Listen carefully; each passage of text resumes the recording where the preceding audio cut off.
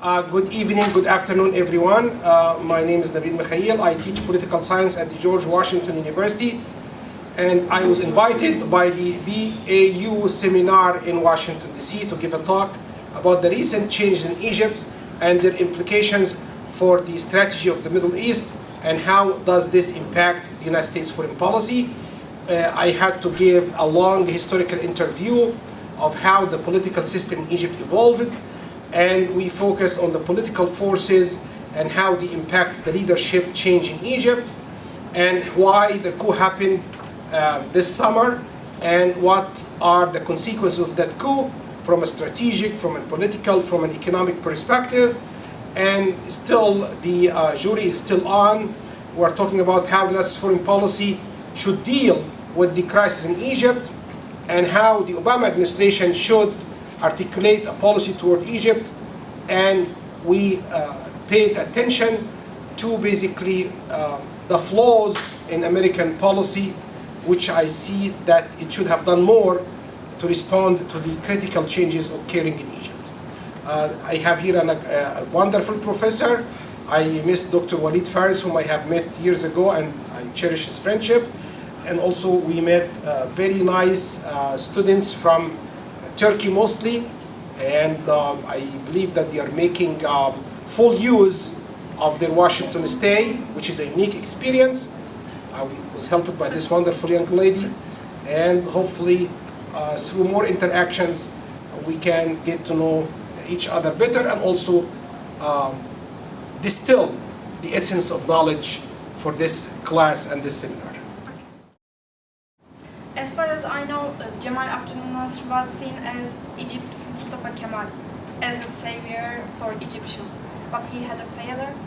What were the reasons for his failure? His brutality or dictatorship, or are there any reasons, any international reasons maybe?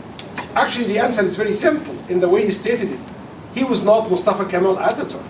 Ataturk represented a totally different historical experience.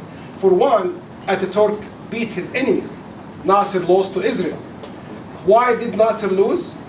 Because he depended too much on the Soviet Union and he promoted aggressively the Arab nationalism. He could not foresee that there are other forces that were changing. Like, for instance, Mustafa Kemal did not talk about pan-Islamicism. He did not talk about pan-Turkism. He just was a Turkish nationalist. Nasser went beyond Egypt's borders, and the resources in Egypt could not sustain a long campaign of political reconstruction. He went to the Czechoslovakia to buy weapons, but that angered America. But buying weapons from Czechoslovakia could not really sustain a long diplomatic alliance between Egypt and the Soviet bloc. So, thank you. Good question. After Mubarak, the supporters of Morsi said that that was the first democratic election. Do you believe it is true? This is a good question. Personally, I do not believe this was a fully democratic process. Why? Because you have had many cases of intimidation of voters. You have had many balloting fraud. You have had basically promoting a candidate based on religious slogans, which is forbidden by Egyptian electoral laws. So it was not fully democratic. But also you have to acknowledge mistakes, is that many of the liberal parties, many of the independents did not support Shafi, the candidate who was seen more close to the military, because they said, okay, we do not want the return of Mubarak or another Mubarak. But soon they realized that Morsi and the Muslim Brothers were not doing a good job. So part of the voting bloc is responsible.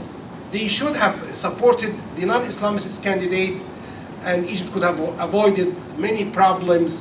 So it was both the effort by the Muslim Brothers, Ikhwan Muslimin, to promote their campaign aggressively and sometimes illegally, and also the liberals who should have supported a centrist candidate, not an Islamist candidate.